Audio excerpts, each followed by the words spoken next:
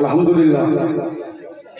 এবং বিশেষ করে আজকে এই হয়তো টোটাল এই সাব ডিভিশন এলাকা মিলিয়ে কটা দিন ধরে খুব খাটাখাটি করে এই প্রোগ্রামের অনুষ্ঠান করা হয়েছে। আপনাদের মনে একটাই আশা যে আমরা ওয়াকফ বিল কোনো রকমে বাতিল করতে পারি, ঠিক না? বলুন, আওয়াজ দিয়ে কথা বলছো ভাই। এখন আমাদের মানে আর ঘুমিয়ে থাকার সময় নাই, জেগে উঠতে হবে। যদি এখনো আমরা চুপ থাকি, অবশ্যই আমরা শান্তিপ্রিয় মানুষ, কিন্তু সবসময় চুপ থাকাটা কি ভালো? বলেন বলেন। দেখবেন কেউ চেঁচাচ্ছে, একজন খুব আসতে বলে আপনার সঙ্গে ঝগড়া করছে, আপনার যদি বলার আওয়াজ তার থেকে জোরে হয়ে যায়, দেখবেন সে চুপ করে যাবে, করবে না? তো সবসময় আবু বকরের সুন্নত আমরা পালন করি, মাঝে মাঝে ওমর হওয়ার দরকার আছে না? আওয়াজ দিয়ে কথা বলতে হবে, আরো জোরে বলেন, আছে না? জেনে রেখে দেন, এই মাঝে মাঝে ওমর হওয়ার দরকার আছে। কি আপনারা এই ওয়াকফ বিল যেটা বর্তমান এই রিসেন্ট ওয়াকফ বিল 2025 যেটা পার্লামেন্টে পাস করেছে, আমরা এর বিরুদ্ধে সবাই এক হয়েছে। এটা কোনো মতেই আমরা মেনে নেব না। মনে করেন ওয়াকফ বোর্ড হচ্ছে আমাদের বাপত্তি সম্পত্তি। টোটাল ভারতবর্ষের জমিনে 9,63,000 একর জমি আছে ওয়াকফ বোর্ডের। এটা এতদিন ছিল নিজস্ব আন্ডারে, মানে নিজস্ব ক্ষমতায়। এখন কেন্দ্রীয় সরকার চাইছে এটাকে সরকারি আন্ডারে আনতে।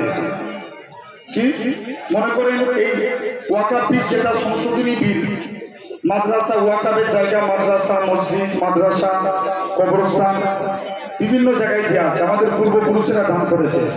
এখন মনে করেন এই যে আপনি এখন মারা গেলে, কেউ বা মারা গেলে আপনার এলাকায় কবর দিতে যান, কারোর পারমিশন দিয়ে, জোর করে বলো, কারোর পারমিশন দিয়ে কবর দেন?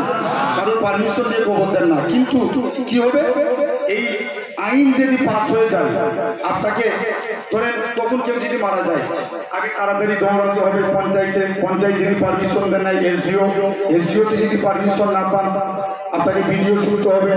এরকম বিভিন্ন তারা পারমিশন দিলে কবর দিতে পারবে। মনে করেন এখন মসজিদে আপনি প্রকাশ্য নামাজ পড়তে যাচ্ছেন, আজান দিচ্ছেন, এটা পরাধীনতায় তারা ইচ্ছা করলে নামাজ পড়তে দিতে পারে, আবার না ইচ্ছা করলে নামাজ পড়তে নাও দিতে পারে। মাদ্রাসায় আপনার ইচ্ছা করলে সিল করে দিতে পারে, না ইচ্ছা করলে তাদের ব্যক্তিগত ব্যাপার। এখন বলেন এই কি পরাধীনতায় আপনারা বাঁচতে চান? আওয়াজ দিয়ে বলেন, স্বাধীন ইন্ডিয়ায় পরাধীনতা হয়ে কি বাঁচতে চান? আমরা প্রয়োজন করে লড়াই করে স্বাধীন হয়ে আমরা বাঁচতে চাই, ঠিক কিনা? জেনে রেখে দেন।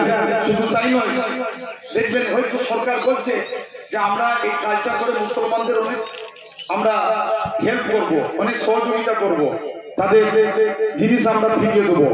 বলেন এই উত্তরখণ্ডে আপনারা খবর দিয়ে দেখেন, উত্তরখণ্ডে এই আমার বিল পাস হওয়ার সাথে সাথে এক সপ্তাহের মধ্যে, এক সপ্তাহ পাস হয়েছে, এই এক সপ্তাহের মধ্যে 136টা মাদ্রাসা বন্ধ করা হয়েছে। কারণ জবাব দেওয়ার দরকার আছে না নাই? আরো জোরে বলেন, আছে না নাই? জেনে রেখে দেন ভাইরা, আব্বারা, তরুণেরা, তাহলে কোনো মতে আমরা এই আমানত বিল, এই ওয়াকফ বিল আমরা মানছি না। প্রয়োজন করে আজকে দেখছেন হয়তো এই টোটাল এলাকায় এই লোক হয়েছে, আগামীতে যদি এই বিল না প্রত্যাহার করে, আগামীতে আমরা সবাই মিলে রাস্তায় নেমে রাস্তা অচল করতে রাজি আছি, ঠিক কিনা? জেনে রেখে দেন ভাই, বড় আফসোসের বিষয় আজকে দেখবেন কিছু কিছু জায়গায় এই আন্দোলনের নামে কিছু কিছু জায়গায় দাঙ্গা লাগিয়েছে, কিন্তু পরবর্তীতে কিন্তু দোষ হয় আমার কমে। পরবর্তীতে ওই দাঙ্গা বাইকের এই মুর্শিদাবাদ কাণ্ডে দাঙ্গা লাগিয়েছে অন্য ধর্মের, কিন্তু দোষ হয় আমার কমে। সবাই চাই ইসলাম মিটে যাক, সবাই চাই ইসলামকে শেষ করে দেওয়া যাক, জেনে যান।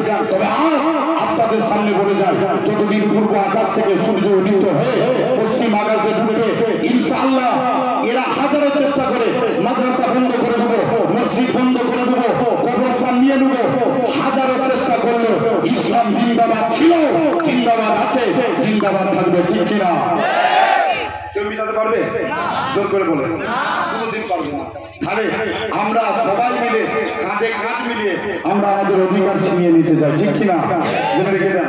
আলহামদুলিল্লাহ, একদম স্বল্প টাইমের দিকে লক্ষ্য করে, কারণ বক্তব্য বেশি নয়, অল্প টাইমে আমার সাইফুল্লাহ ভাই অনেক দিন ধরে আমাকে বলছে যে ভাইজান আমাদের একটা প্রোগ্রাম করতে হবে, তিনি লিখে দেন।